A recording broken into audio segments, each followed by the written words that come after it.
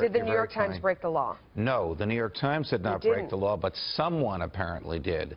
We don't know who, because we don't know who sent it to the New York Times.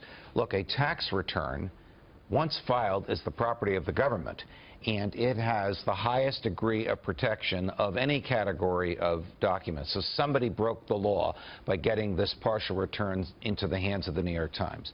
But once in the hands of a professional media person or organization, if the material in the document is material to the public interest, like the Pentagon Papers or the Snowden exposures or Donald Trump's tax returns, then the publication of the contents of the document is protected, meaning they can't be sued and they can't be prosecuted. I understand the Trump campaign's frustrations. Yeah. It's interesting. But the law is not on their side. The New York Times kind of wants to have it both ways, because if you think back, there were those emails that related to ClimateGate and Hillary Clinton. They didn't print those, and their defense was that they thought it was stolen documents. You know, that they would be breaking the law by printing it. I'm smiling because they know that that's not a defense. They were the defendants, the New York Times, in the Pentagon Papers case, which is the seminal case in 1974, unanimous Supreme Court opinion saying if it's material to the public interest and a publisher gets it, doesn't matter how the publisher gets it, the publisher can publish it.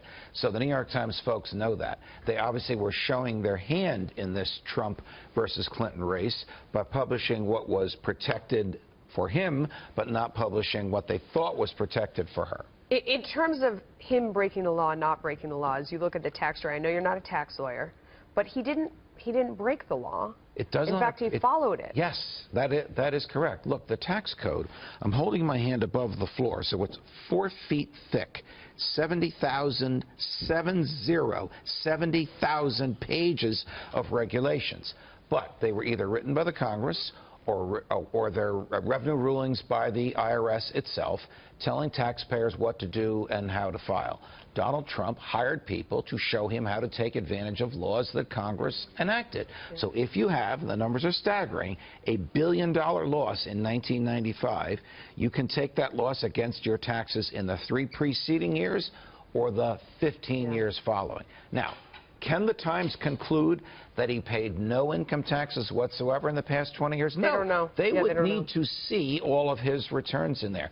Can we conclude that he properly utilized the $1 billion loss? No. We need to see all of his tax returns. But on its face, can a person do what the Times said Donald Trump did lawfully? The answer is absolutely yes. Yeah. I guess the outrage is that he didn't pay more than he owes. I don't know how many people out there in the audience pay more. Do you tip Uncle Sam? I try not to tip Uncle Sam. It's a course of business. Some people make judgment calls in favor of the IRS. But look, there's at least one Supreme Court opinion right on point that says no one should pay, quote, a nickel more than he owes. And in America, the taxpayer tells the government what the taxpayer owes, rather than in other countries where the government tells the taxpayer what the taxpayer owes. There you go. But you can see why he's under 20 years of audits, because of this type of proper but very sophisticated and with huge numbers use of the tax code. Yeah, I think that probably he lost a lot of the people in the audience in terms of just following the story.